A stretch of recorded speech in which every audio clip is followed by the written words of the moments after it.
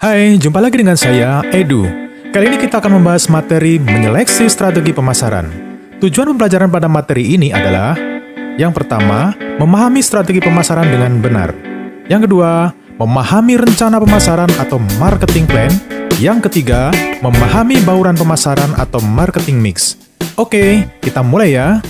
Pembahasan materi berikutnya adalah tentang marketing plan atau rencana pemasaran. Marketing plan atau rencana pemasaran adalah suatu bentuk dari proses manajemen yang mengarah kepada strategi pemasaran dengan tujuan utamanya adalah untuk mencapai tujuan pemasaran. Sehingga, marketing plan dapat dilakukan pada serangkaian proses yang sistematis serta melalui koordinasi untuk memperoleh keputusan rencana pemasaran. Pengertian marketing plan menurut para ahli diantaranya adalah sebagai berikut. Yang pertama, Kurotsky dan Sussman. Menurut Kurotsky dan Sussman, rencana pemasaran adalah dokumen yang terdiri dari analisis situasi pemasaran saat ini, analisis peluang dan ancaman, sasaran pemasaran, strategi pemasaran, program tindakan, dan pendapatan yang diproyeksikan atau pro forma, dan keuntungan yang lainnya. Yang kedua, Malcolm McDowell. Pengertian marketing plan menurut Malcolm McDowell adalah proses manajemen yang mengarah pada perencanaan pemasaran. Perencanaan tersebut merupakan urutan logis dan rangkaian aktivitas ke arah penetapan tujuan pemasaran dan membuat rumusan rencana untuk mencapai tujuan. Dengan demikian, marketing plan ibarat sebuah peta jalan yang memberi arahan untuk mencapai tujuan bisnis sebuah organisasi. Marketing plan harus menjadi rujukan dan dinilai hasilnya secara berkala. Adapun tujuan marketing plan diantaranya adalah sebagai berikut. Yang pertama, mengetahui dan memperbanyak informasi perubahan pasar dan kompetitor atau pesaing. Yang kedua, menciptakan hubungan dan jaringan kerja yang lebih luas dengan organisasi-organisasi lain. Yang ketiga, sebagai bentuk penyesuaian bisnis.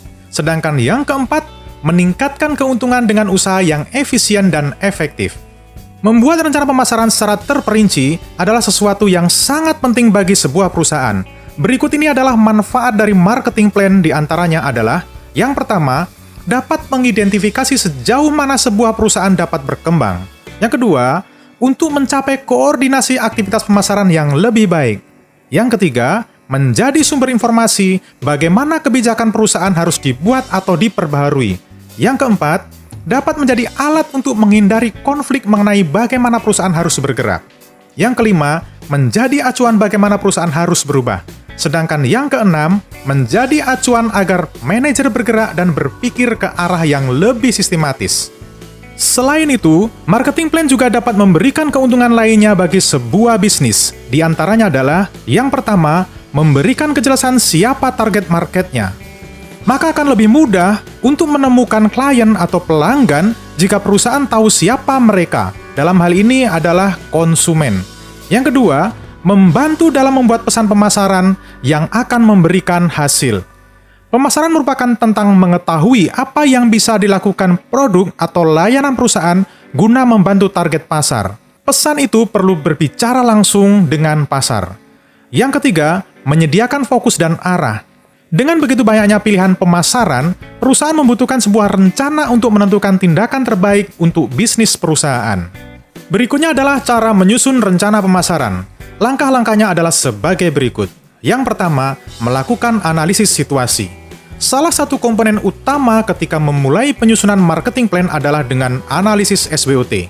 Dengan adanya analisis SWOT, maka manajer pemasaran perusahaan dapat membuat dan memetakan bagaimana suatu peluang dan permasalahan yang mungkin muncul di pasar, serta apa saja kekuatan dan juga kelemahan perusahaan untuk mencapai tujuan pemasaran. Untuk analisis SWOT ini, sudah kita bahas pada video sebelumnya. Yang kedua, menetapkan tujuan dan sasaran. Setelah melakukan analisis SWOT, maka marketing plan dilanjutkan dengan menetapkan suatu sasaran atau target pemasaran. Misalnya dengan mengidentifikasi siapa saja yang memerlukan produk tersebut, dan kemana produk tersebut harus dipasarkan. Jika sudah mengetahui ke arah mana pemasaran dilakukan, dapat dilakukan dengan cara penyusunan strategi guna mencapai target tersebut. Strategi pemasaran sangat penting dilakukan untuk meminimalkan anggaran dan juga effort yang diperlukan untuk promosi, akan tetapi dengan keuntungan yang maksimal. Yang ketiga, menyusun strategi dan program. Strategi dan program dibuat dengan berdasarkan pada tujuan atau sasaran yang sudah ditentukan sebelumnya. Strategi ini merupakan tindakan dalam jangka panjang yang dibuat sebagai rencana jangka panjang untuk mencapai suatu tujuan organisasi. Dan juga untuk mendukung strategi tersebut, maka dibuat program atau tindakan jangka pendek secara berkesinambungan. Oke, sampai di sini pembahasan materi mengenai menyeleksi strategi pemasaran. Mudah-mudahan dengan memahami materi tersebut, dapat membantu kita dalam memasarkan produk kepada konsumen. Sampai jumpa pada video selanjutnya.